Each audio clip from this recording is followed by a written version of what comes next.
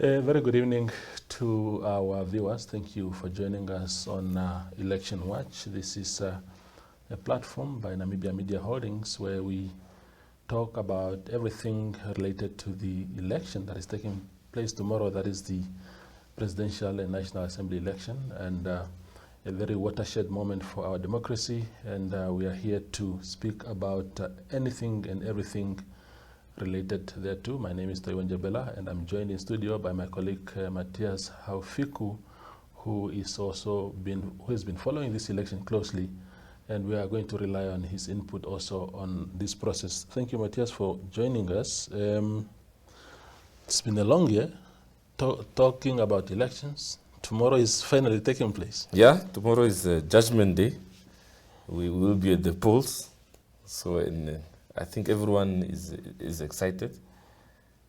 Everyone is keen on and has been following the process leading up to tomorrow. Yeah. Of course, a lot has taken place. Like you said, it's been a long year. It started off rather slow, but as soon as the political actors got into their groove, that's when things really started moving. Absolutely. Yeah. You've been to ECN 1,000 times, just following the processes there, everything. If you can give us a sense of, this congested space, how many political parties are there, how many presidential candidates, and stuff like that? Yeah.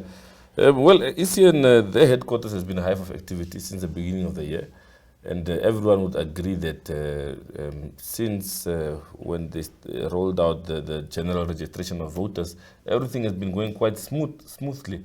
And of course, they developed the electoral calendar, which they followed diligently. And they also had a body that consisted of political party representatives and ECN representatives, where they would share ideas on how to tackle certain processes. And that worked quite well, even up to the GRV. And I think that's something that needs to be emulated in elections to come.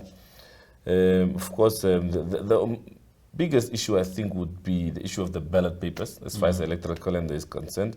Before that, everything was smooth sailing. ECN would meet the targets, the deadlines. But that was the stumbling block in this entire process. And up to that point, members of the public have sort of developed this confidence in the ECN, which was unheard of in the past. Because in the past, during election year, ECN used to get a lot of bashing from members of the public, members of political parties. Of course, this year we will have 21 political parties battling it out, and 15 presidential candidates. None of them is independent. Well, no more independent candidates this time around. Of course, at least this time around, there will be another female candidate. Of course, last time there was Ms. Ushua Dr. Munyangwe from NUDO. This time around, Netumbo Nandi-Ndaitwah, SWAPO's presidential candidate, will be the female amongst the men on the ballot. So that's really how the process unfolded. Generally, I think, and the public would agree that ECN tried its level best to really open up its processes as far as transparency is concerned. Of course, no system is perfect, and they will surely learn from that going forward. So we are hoping for a smooth sort of process tomorrow. There were hiccups here and there also. Last week, we heard last weekend where polling officials in Kavango East were threatening to sort of boycott their responsibilities for tomorrow because of differences around the payment rates. I want you to hold that thought for me, Matthias, because we have an update there, and we are going to comment on that later. But it's a very good reminder. It's ironic because maybe I've been unfair in my editorial today. You are more closer to the ECN processes than I am because you constantly visited their offices. But I wrote in my editorial today that there's been some incidents building up to this election involving ECN that I thought eroded their credibility. I spoke in my editorial about the fact that they met President Mbumba at State House, and the SWAPO Secretary General was in that meeting while other parties were not represented in that meeting. I thought that was bad. I spoke about the fact that ECN deregistered two political opposition parties against the advice of government attorneys. They wrote to government attorneys to look for legal advice, and they were advised not to deregister the political parties. And they went ahead anyways, and they ended up losing one of the cases in court. And of course, the ballot printing, which they had to skip the normal procurement process so that they can go for direct procurement. And there was a lot of pushback from particularly opposition parties, because they were saying we wanted a process, credible process, not one where ECN itself picks whoever it wants.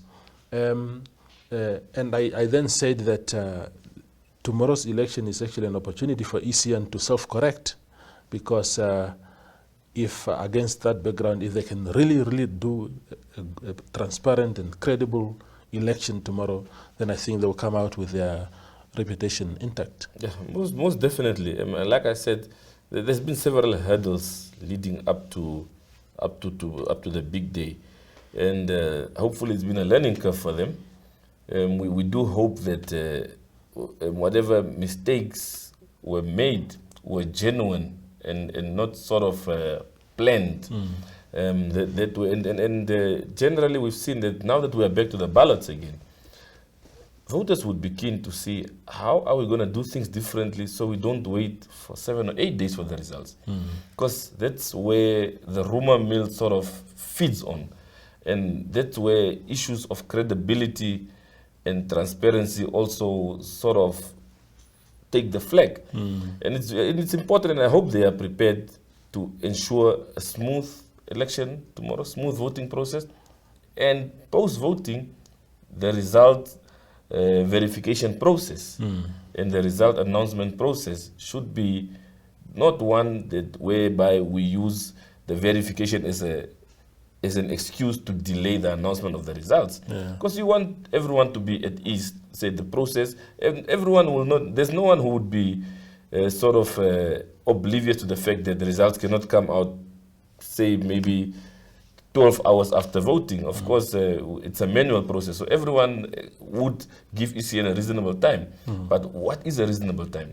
Because ECN has been hiding behind this. When you ask, is there any deadline from ECN itself that ECN gave itself to say, we want to release the result within this time frame? Then they would say, there is no such a thing because it's not in the law. But we cannot always hide behind the law. We've had 5 years to prepare. We've known that we are going back to the ballots. It's the same thing as the target that they gave themselves for voter registration. They were targeting 1.7 million initially. And as time went on, they then downgraded it to 1.6. I don't think that is in the law either, but it's a good thing to just have a target and say we are going to work towards this target. I think that would have been wise had they communicated that to the public to say this is what we are looking at. Because you do also know that most of these sort of conspiracies come from the players, the primary stakeholders of elections themselves, which are the politicians. They are the ones who sort of always feed the public these sort of narratives, because somehow it benefits their plans or what they are busy with. So it's really important that ECN takes this matter seriously. I think that the timelines, as far as the delivery of the results is concerned, the verified and final results is concerned, would go a long way in either breaking or making their reputation. Absolutely.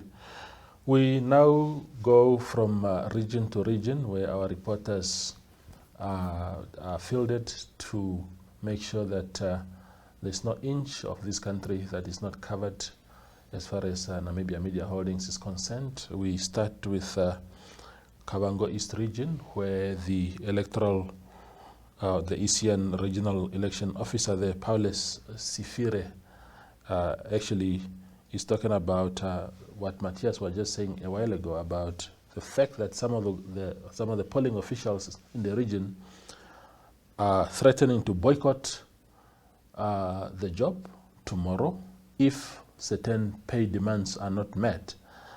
Here is Mr. Sifire addressing that issue. To start off is that they had a genuine concern. It's indeed a genuine concern. It's just the matter on how the way it was raised. However, at the end of the day, after addressing them, they did understand. They did understand that there are procedures that needed to be followed accordingly, and this is a national duty. It was addressed at the wrong time. However, they came back to their sense whereby they came back to the training venue. They agreed that, okay, whatever it is we have submitted is good. It's indicated that our concern is being attended at the highest level of the commission as per the media release. So that's one of the things that motivated them to come back to the training venue and ensure that they proceed with the whole arrangement. So as you have seen, it wasn't a violent demonstration at all. It was peaceful. The police were on the ground to assist, ensure that everything is in order. So they've accepted that, okay, whatever comes, if adjustment is done, it's to our benefit. If it's not done, we are going to carry out our responsibility. Luckily enough, adjustment was done. It came into their advantage. So for the fact that they admitted to go back, it's a bonus for them. Okay, now in terms of That is Paulus Sifire. He is the Chief Regional Election Officer there in Kavango East, addressing the issue of polling officials, his polling officials who sort of demonstrated this week or protested this week to say that they will not be working tomorrow if their payment is not adjusted.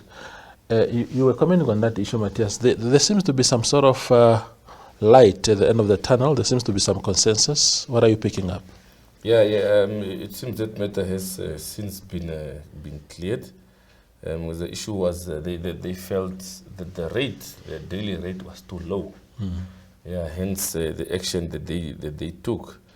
But I think everything is in order for tomorrow. I've spoken to our colleague Nicanor there in Rundu, and he said it's all systems go as far as Kavango East is concerned. Yeah, absolutely.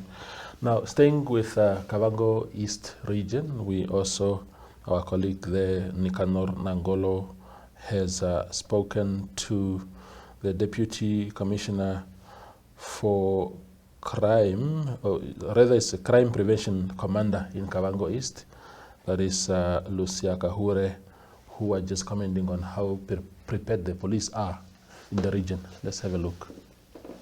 Right now, I'm on the ground here as the Crime Prevention Commander. My members are about to embark to different constituencies where they are deployed. So I just came to make sure that everybody is with the right ECN officers where they have to go for the polling stations. I can say Kavango East is ready. We are ready. Our members received training. They received training last week from the members of ECN. So they are well informed. They know their responsibilities, the task that they must perform while they are at the polling stations.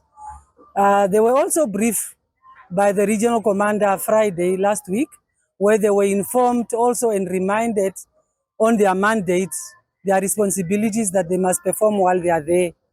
And Kavango East, as we know, we have 6 constituencies, of which 12 supervisors are deployed from the senior officers that will be responsible to supervise and monitor the process of ECN.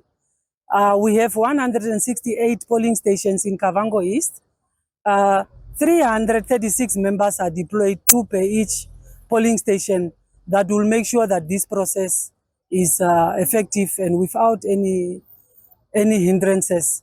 And I can also say the station commanders, they are responsible for their polling areas, because while we are busy with ECN, we also deploy members that will be responsible for the community to prevent crime within our area of jurisdiction. I thank you.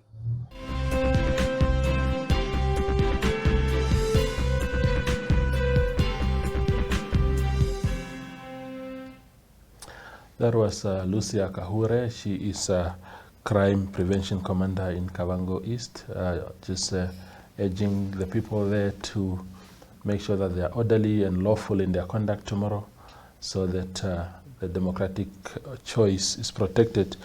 Now, Matthias, let's talk about Kavango East for a minute, because we've seen dust of cars headed in that region from all political parties, and we've seen news articles, sort of delving into why this Kavango vote is so important.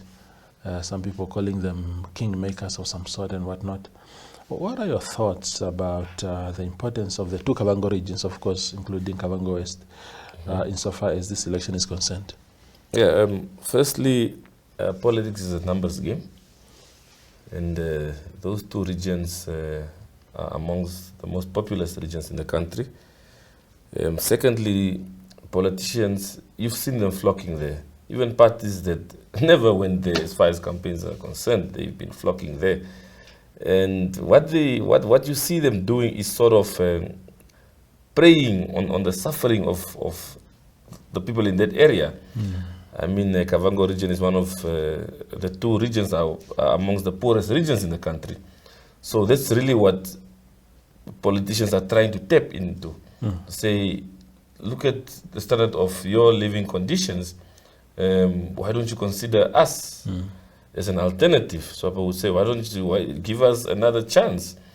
And that's why there was this influx into the region. It has been named the breadbasket of the country, but you have a breadbasket where there's no bread to eat.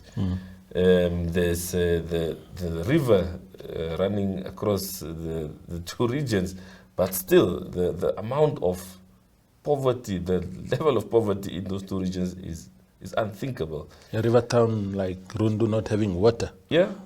Very ironic. You have a river running by, but people in the town do not have water because of unpaid bills and NORAD bills. Just crazy. Yeah. So it's really an infrastructure gap that exists in that area. They also have annual sewage problems, and the schools are at most times the biggest casualties of that lack of development in that area. So the numbers game, firstly, I think, caused the influx of politicians this year. And I think the Kavango region has been the most visited regions during these campaigns. We've never seen it. By far. We've never seen it. LPM launched their manifesto there. Yeah. It's just... But PDM was there more than once. Yeah. And you see parties going there. This one is donating a borehole. This one is donating food. And it's a region, if you look at its agricultural potential, you don't expect a region of that nature to be receiving food donations. It should be the region sending out food to other needy regions. Absolutely. Yeah. But is it those two regions, do you think, what is the history of their voting patterns? Are they a base of, for example, the ruling party, or do they swing votes and therefore they are unpredictable? What do you recall about those two regions? Yeah, there's generally three parties that have sort of shared the biggest chunk of the vote from those two regions. The SWAPO party has maintained its dominance over the years. Then also the Popular Democratic Movement has also enjoyed a sizable amount of support. And then also, of course, the All People's Party, especially in Kavango East, they are big. They are, I believe, SWAPO's biggest challenger in that part of the region. But it will be interesting to see how the All People's Parties fare this time around. Of course, without its leader for the first time. It's the first time that APP will not have Ignatius Chihuameni on the ballot. May his soul rest in peace. So it will be interesting to see what the current APP leadership has prepared as far as ensuring that they've canvassed for votes is concerned. Yeah. And there's a new political party there, ADM, yes, led by Vincent Kanyetu and Rasto Shumbwa. Yeah. And I don't know whether that party will then, because it's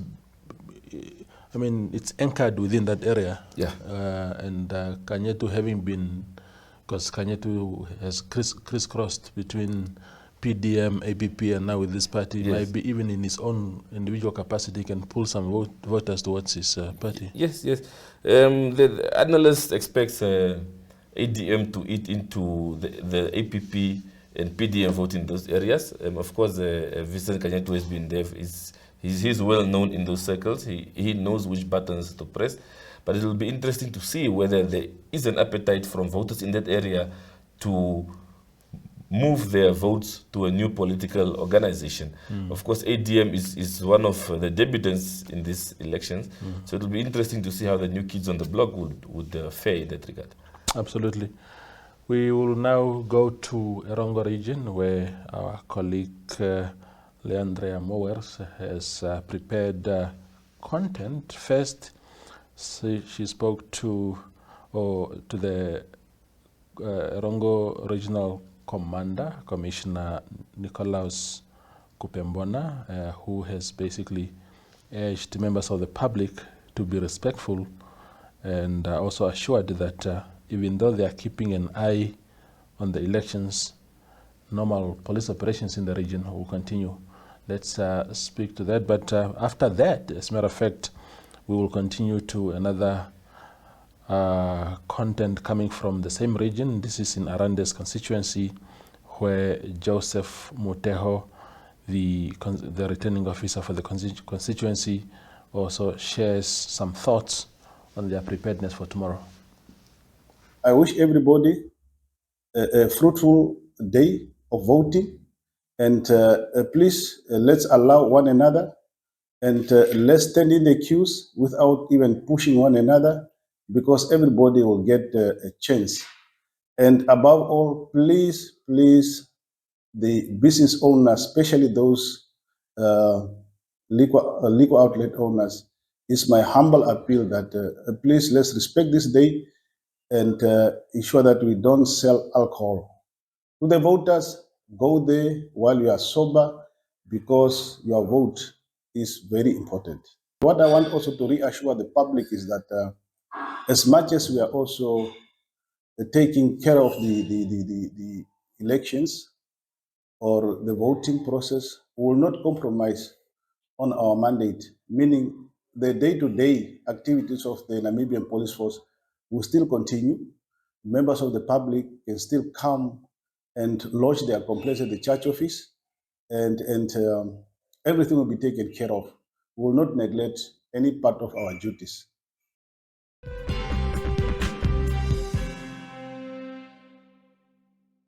I was speaking to Mr. Mtelo, returning officer for Arandes constituency in the Erongo region. Thank you for having you guys. Now, Mr. Muteo, please just tell us, we are here in Soccer Point, you are getting your materials. How do you feel? Are you excited for tomorrow? Ready? No, everyone is excited. The country is excited. I'm excited as well. As the process is smooth running, we are here at our deployment center in Mondesa polling station, Soko. Tell us a bit about polling stations in Arandes. How many do you have that time? We do have 13 polling stations in Arandes, of which 9 are fixed and 4 are mobiles. So, Arandis is a unique constituency. We have Arandis town and Hendes Bay town. So in Arandis town itself, we have 4 fixed polling stations and 1 mobile one. And equally, the other side, we have also 5 fixed and then the other mobiles one that are covering Ogabmont and Cape Cross. It's a unique day tomorrow, where we expect our citizens to exercise their democratic right. By so doing, ECN, we are ready to receive them, as long as the community must also adhere to certain principles and ethics. One of them, they must not come into their political attires or anything that identifies you as a political affiliation, not being intoxicated. If they come in their sober mind, ECN is very much ready to save them and to protect their democratic right.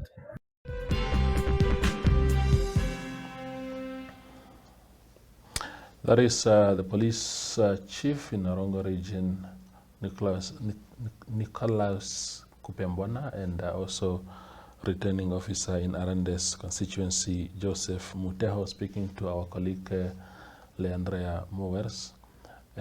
Matthias, the Erongo region is a very interesting place for this election.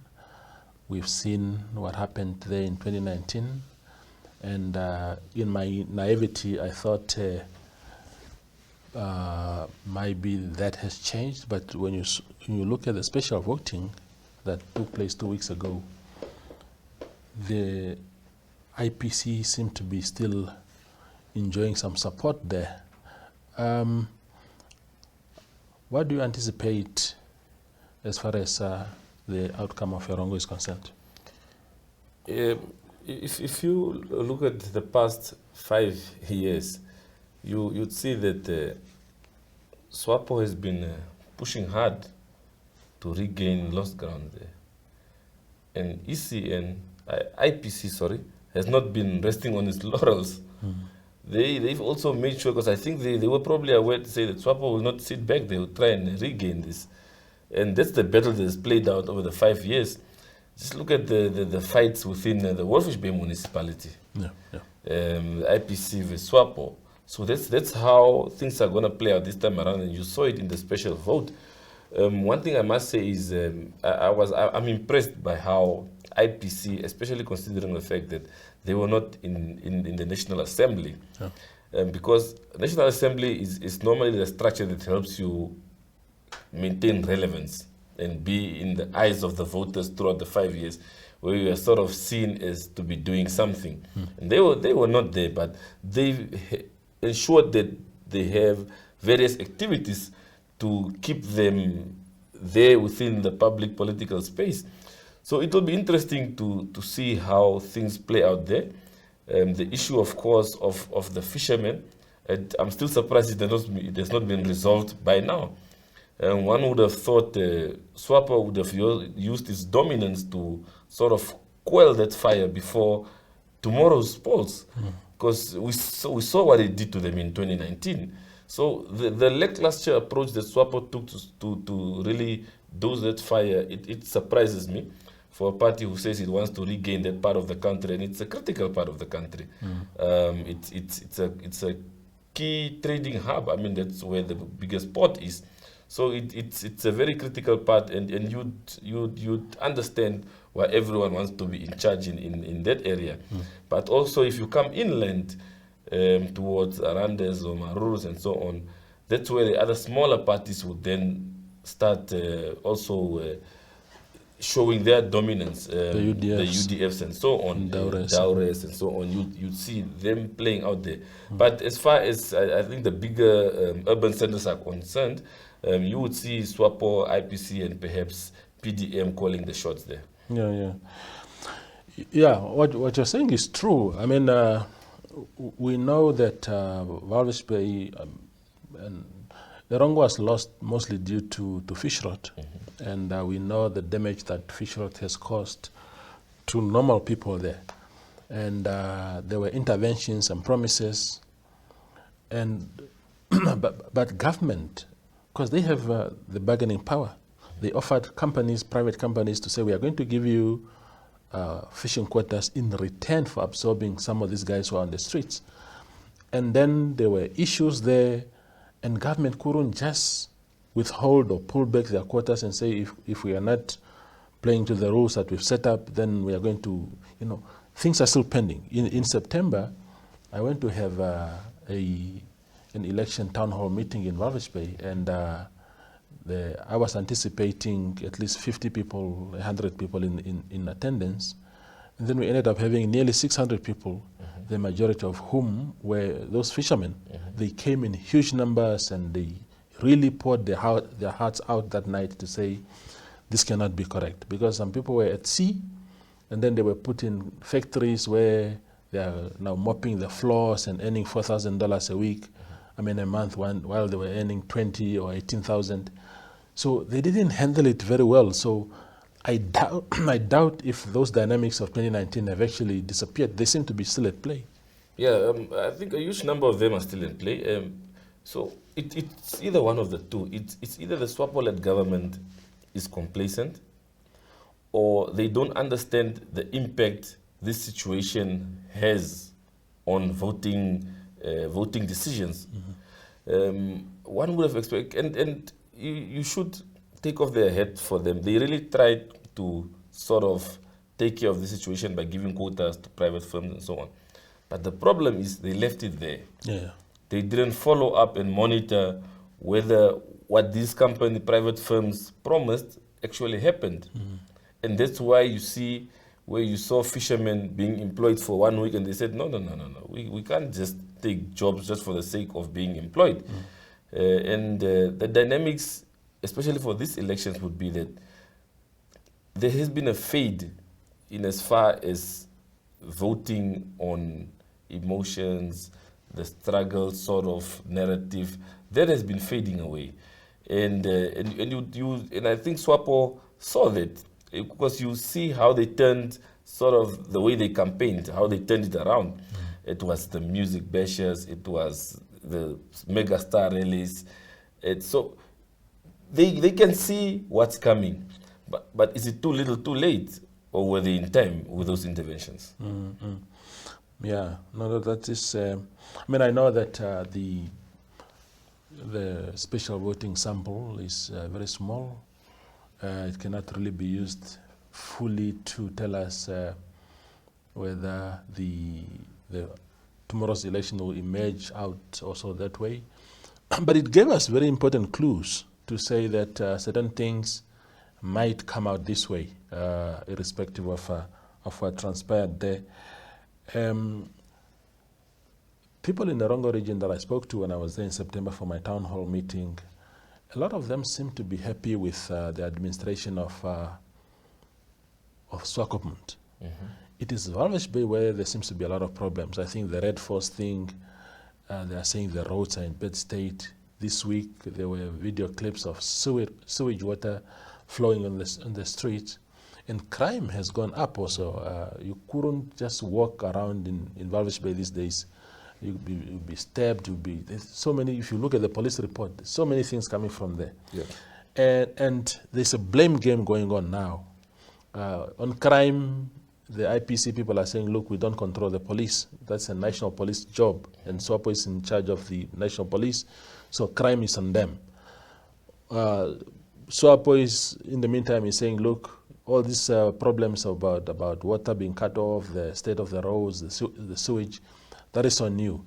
I mean, as a voter, how do you navigate that space? I believe if you do a study on some of the towns that grew the last 5 years, I think Walvis Bay would be lingering at the bottom of that. And because there's been so much politics the last 5 years, and service delivery has been lagging far, far behind. And that's why you see all those socio-economic issues coming to the fore on a daily basis. Because politicians have been too fixated on fighting in chamber. Those are things we are not used to in our political dispensation. You've had situations where councillors were suspended. Councillors would just go to ensure that they tick their name on the register and then walk out. They wouldn't take part in discussions. And by extension, development is being stalled. So Walvis Bay would be one of the hotspots. I can assure you that it will be one of the hotspots. But from a voter's perspective, would voters vote based on the realities they've lived since 2019? If that would be the case, I think SWAPO and IPC could find themselves in trouble. That's of course if there are other alternatives that voters would want to go for, just because of the status quo now of the harbour town. Yeah, absolutely. We go for a very short break and then we return to look at the South, which is also a very hot political potato as far as this election is concerned. Stay informed as #Namibia Decides 2024. Save the Synergy chatbot 264-85785-6231. Add to your contacts as Synergy chatbot.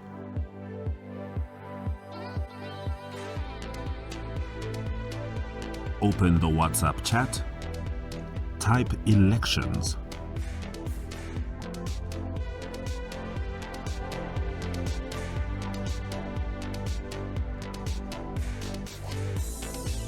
Click Select here for more options and click Manifestos. After that, select the party's manifesto that you would like to see.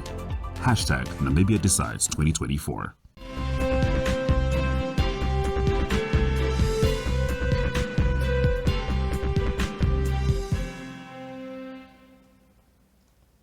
The Election Watch show continues from here in the studios of Network TV. We are on DSTV channel 285 and GoTV channel 25. We are now looking at, of course, it's election day tomorrow, National Assembly and presidential election, and Namibians are going to make their voice known as far as that election is concerned. Now, we are going to look at the south of the country. We have first our colleague Otis Daniels, who spoke to Yaya Maye Muyoro, the regional electoral officer for the Karas region, just providing, of course, an update on the preparedness of her officials there in Karas. But immediately afterwards, our colleague Ogeto Craig in Hardap region is going to also give us some content from Mata here. Here we go. We are in the company of Ms. Munyoro, the Regional Electoral Officer. How are you doing, ma'am? I'm fine, thanks. It's one of those days, one of the busiest days of 2024. We are on track. We are now at the Agricultural Show Hall where the logistics is arranging and dispatching materials, the non-sensitive materials. The process started a few months ago with the trainings of returning officers for constituencies. We have 7 returning officers, 1 per constituency. And then from there, they came down and trained polling officials. That training just concluded, and we are now ready to get rolling. We are ready for 2020, for the 27th, which is tomorrow. As you can see, it's full, and there is a good hype. We are just a bit delayed by elements of transport, but we are managing. We hope towards 2 o'clock we should be done with all the teams leaving from Keetmanshoop. So we have 2 logistics hubs, 1 in Karasberg and 1 here. So the teams started dispatching, especially Keetmanshoop rural and Beersheba, with the teams that are going very far, more than 400 kilometers. Matamata border there, it's very far. It's a gravel road, hilly, it's dunes. So that team is now at the police station to get the sensitive materials and leave. I forgot the element that sensitive materials for Oraniemund, Nglamingus, Karasberg East and West already were dispatched some days ago because they are a bit far. As you know, we are one of those regions with vastest distances. Imagine from here to Oraniemund is more than 500 kilometers. Yes, ma'am. And they have to get materials from here. So it requires a lot of planning and a lot of organization for things to flow. But we thank God that we have dispatched the non-sensitive material to both Lutherans and Ngaminus that are a bit far in Oraniemund. So Karasberg East, all the materials are in Karasberg. For Karasberg West, the same. So they are going to dispatch their non-sensitive materials from the logistics hub in Karasberg. So we are just working around the last elements of getting all the teams out, but we are hopeful that things will run as smooth as this up to tomorrow when all the Namibians have aired their voices on which political party they would want them they would want to represent them in the National Assembly and also the president. I mean, we are under the hype because we know we are going to have a different face as a president. Yes. Come tomorrow evening with the results, we will already know. So that keeps us going, and also the support that we get from the head office. We really have a very good team. Our Director, Ms. Klassen, Deputy Director, Mr. Skade Chikuria, Mr. Shapi, the Muhapis, everybody in Venduk. We have the logistics, the Kakororo, we have IT, the Mr. Shigweda, the Siluka, the directors in Windhoek. Mr. Shapi is our immediate supervisor. So we are really grateful that we have a good team in Windhoek, and we are in touch on all aspects. So we have the assurance that they have our backs, and we know that our Lord is going before us in all these processes. So we are good. We are calm, knowing that whatever challenges come are just challenges that comes with the process.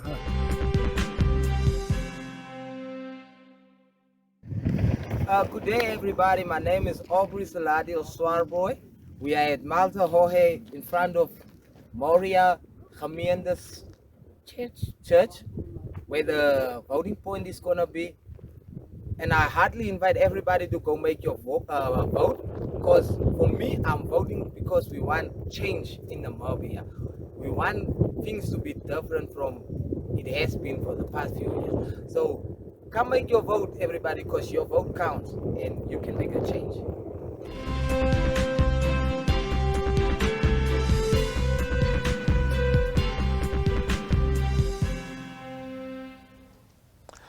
The South is ready, as per Ms. Muyoro there from, who is the regional electoral officer. Of course, she listed some challenges such as distance and transport issues, but she seems upbeat that all shall be welcome tomorrow when voting starts. And of course, Aubrey there from Mata here also just encouraging fellow young people to come in their numbers and cast their vote, make their democratic voice heard. But just let's talk about first, before we go to the strategic importance of the southern areas, let's talk about the youth vote. What do you anticipate as far as the participation of young people in this election is concerned? I'm asking because, first and foremost, the 91% success registration of voters by ECN, for me, says a lot about the appetite that people have for this election. They seem to be wanting to do something in this election, either to maintain the status quo or change it. But when the number is that high, I think the last time we had anything above 90 was in 1989. The rest of the years, it has been 60-something, 70-something. I was in Japan recently, and they had elections when I was there, and they only had 35% registered voters. Of all eligible voters in Japan, only 35% were registered. And when I was asking officials as to why a low voter interest, the apathy and everything, they were saying, you know, Japan is a very hugely successful country, and I've seen it with my own eyes. It was my first time there. Very successful economy, very successful socio-economic setup there, public transport, housing, jobs. They have 3% unemployment rate, one of the lowest in the world. So these guys were saying, look, people are not really, they don't feel the need to change anything. They're not interested in elections because everything is going well. As if to say, when the number of registered voters is higher, it means that people, the opposite is true. People are not happy with something and whatnot. And I think that in this election, more than 60% of the registered voters are young people. What role are they going to play in this election? Yeah, if I was a politician, part of this election this time around, I would see the youth as the deciding factor for this. And the deciding factor in the sense that the youth have generally in the past sort of stayed away from this type of political processes. And of course, if you consider the socio-economic challenges that the youth face and the unemployment, especially around graduates, if you look at the crime rate that's going on, and it's a high number of youth involved in some of these sort of socio-economic battles that we see daily. So it's a matter of them thinking, is this perhaps our time to really be heard? Yeah, it could be also on the flip side different. Yeah. Yeah, but if you look at if one could argue that it could also be that there are those who want the status quo to remain as young people. But if you look at the conditions on the ground, would you really want things to continue the way they are?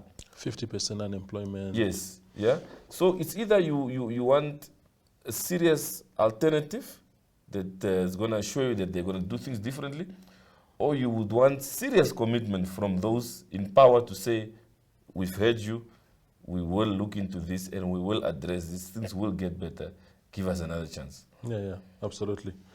The South, what do you anticipate there, Matthias? Because, of course, and I had another town hall conference there in Marintal in October, and one of the things that I said to the people there is that the South at one point used to be a DTA, PDM domain, and then SWAPO took over, became a very dominant party there. 2019 came, LPM took over. And I was saying that this seems to be a people looking for solutions. They are giving different parties an opportunity, hoping that their needs and aspirations will be attended to, and they don't seem to be very happy, and then they change to another party. But interestingly, in the special voting election that just took place, the LPM was trailing badly to SWAPO again. And some have argued that no, this is because the people that voted there are soldiers and police officers and all these things, and they tend to come from one ethnic group. They're just posted there. They are not really people. They're not necessarily people of the South, and therefore maybe they voted with their ethnic base in mind. Others are saying maybe LPM didn't do well in the past 5 years, and those are the signs of the things to come. Yeah. What are your thoughts? Before one entertains that argument of say, the security cluster on why they would have voted the way they did, you need to look back at 2019. What was it like then? During that special vote, there were already signs that LPM is actually going to give SWAPO a run for its money during the main elections. Yeah, so it can't entirely be because of that. One of the saving grace for LPM during the past 5 years was that it was in complete control of those areas in the South. So it's not like your IPC in Wolfish Bay where it still had to fend off SWAPO during council meetings and so on. So they had the power to really lay out their programs as promised in their 2019 manifestos. And tomorrow will then determine whether the residents of the South are happy with the work they did since 2019. And one thing, and this not only goes for LPM, one thing that will also play a key role in all this is the sort of stability and unity, especially within the opposition parties. The last 5 years, normally it would be SWAPO that's facing these challenges, but the last 5 years, the level of infighting within the opposition ranks, intra-party fights, it's been shocking. You had the issue of Henny Seibeb leaving LPM, it's a founding member. You've had the issue of PDM, the Muharukwa, the Venani issue. You've had the Nudo issue that's still playing out. Of course, there's also then impacted by the traditional authority, the overall traditional authority power struggles that, of course, spilled over into the internal Nudo affairs. So your biggest parties, and IPC also, there's been these talks of members leaving the party and saying the leadership follows a dictatorship style and so on. So how would these things play out, especially when you are now at a point in time where the opposition are looking to get SWAPO out of power, would that have an impact? Did those fights, those intra-party fights, did it affect their working programs that they had between 2019 and 2024? Did it impede them from executing their work? We'll see tomorrow when voters make their decision. Absolutely. We finally go to now the Omaheka region, where our colleague Elani Smith spoke to a security guard there called at Epako Junior Secondary School. This is Gregory Shodongoro, just also sharing his observations on the ground. My name is Gregory Chodongoro. I'm the security guard of Epako High School. And there were some of the ECNs that came here with a white fortune car. They asked about the junior secondary. Then I told them it's here. Then they said they're gonna make it 10. Yeah, and I'm still waiting. That was around 11 o'clock. Still not yet. I thank you.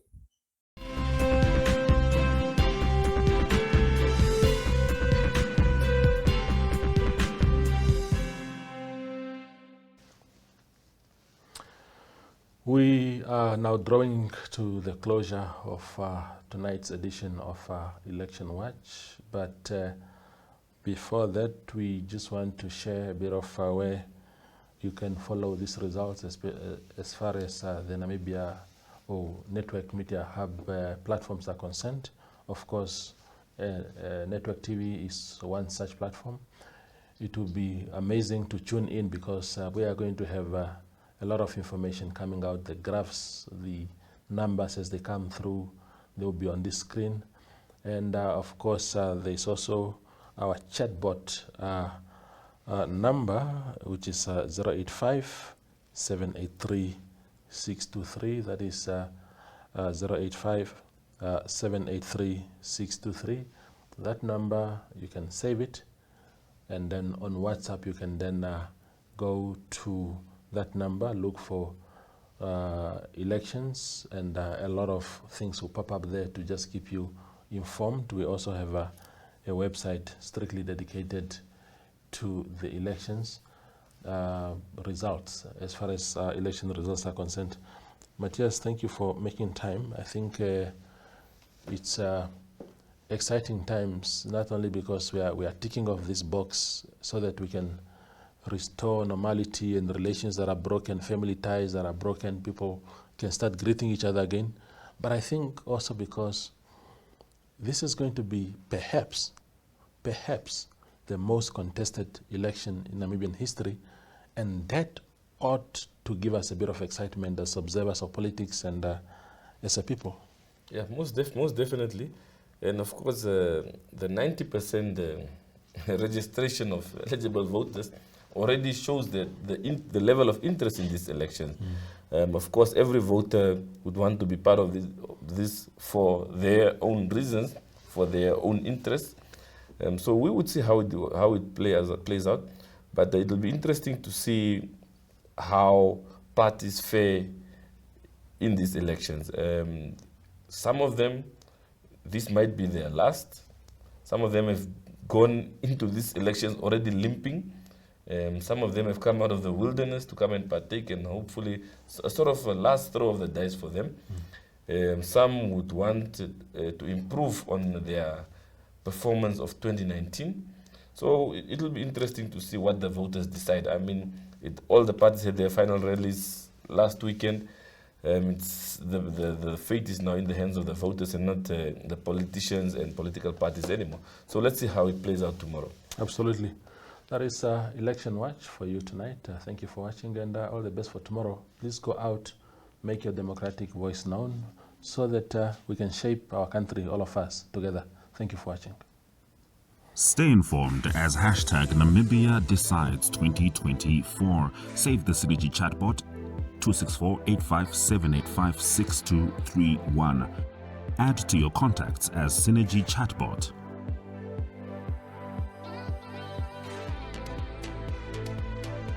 Open the WhatsApp chat. Type elections.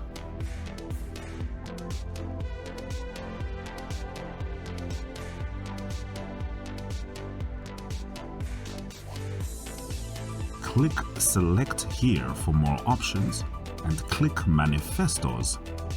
After that, select the party's manifesto that you would like to see. Hashtag Namibia Decides 2024.